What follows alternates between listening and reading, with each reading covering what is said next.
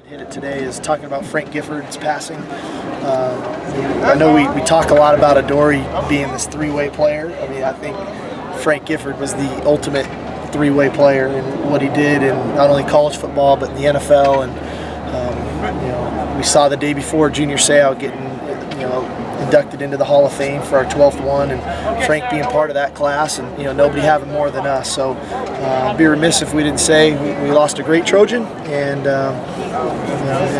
something that we shouldn't just let pass over. We should make sure we address. So I want to make sure we hit that.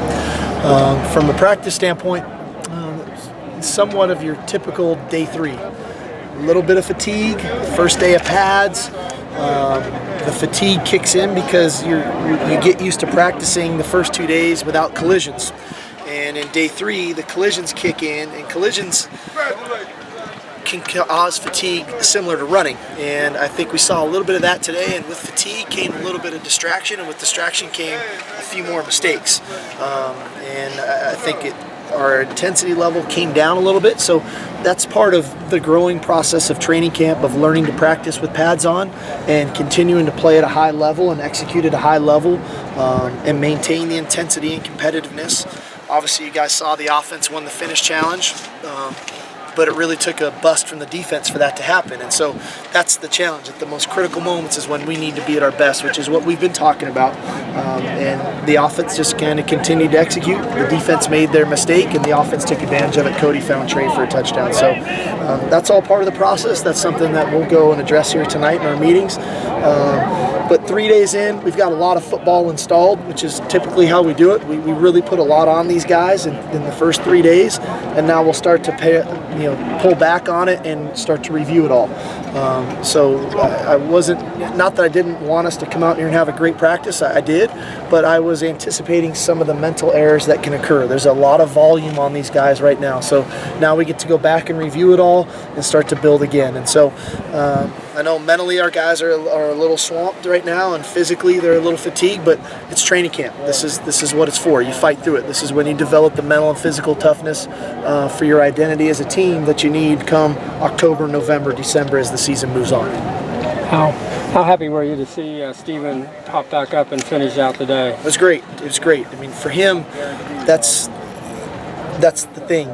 Steven is totally physically healthy, and we know what he's capable of doing. I think now we're seeing him believing that he is completely healthy and just playing football. And both those guys, Adoree popped up too and continued to do his thing. So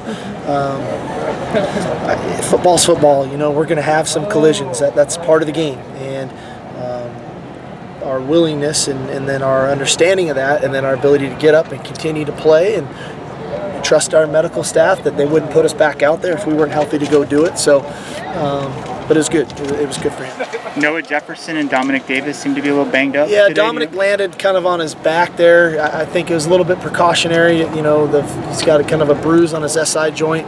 Noah hyperextended his elbow a little bit.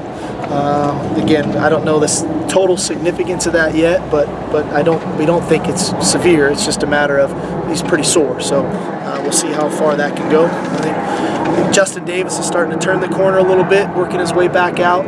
Obviously, we held Vianney out today with his hamstring as well. We stuck to a little bit on his right guard. How unique is he to be able to move around like that? Oh, he's so unique, and honestly, we could put him at center too.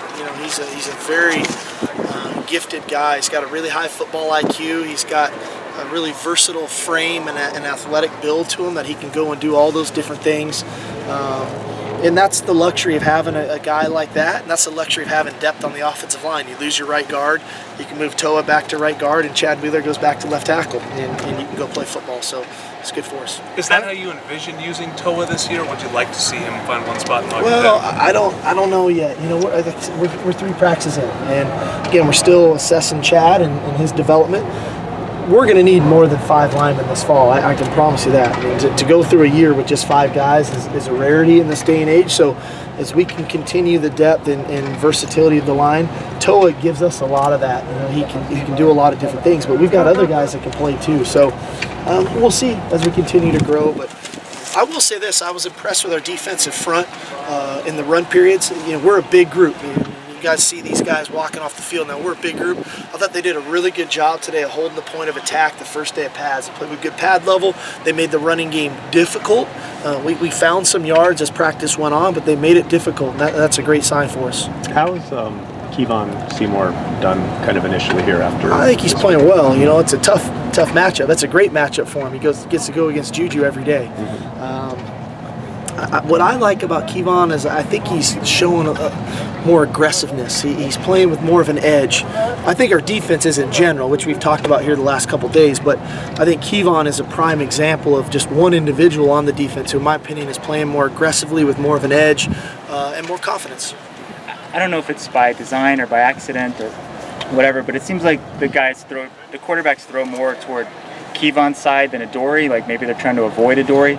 Did you expect that to happen maybe during the season, as if Adoree kind of gains a reputation as a shutdown corner, and how could that affect things? I think there's a lot that goes into it. I think there's a little bit of psychological things going on there. Adoree's a really good player. I mean, he's got great speed, and he can anticipate things, and he makes plays, and he did it in spring ball. So they've got some of those thoughts in the back of their head from spring practice of Adoree making their plays. I think, too, there's a little bit of psychological warfare. They think Adoree's stealing signals and knows what play's coming, too. So, but all in all, I think they have a great deal of respect for Adoree. And I would, too, if I was playing quarterback, you know. So it's not a knock against anybody else. He's a great player over there, and, you know, I don't think it's always intentional. I think sometimes it's their subconscious kicking in that they go the other way.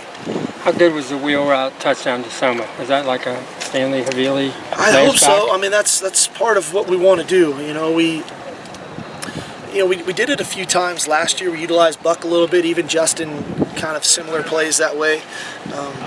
In recruiting.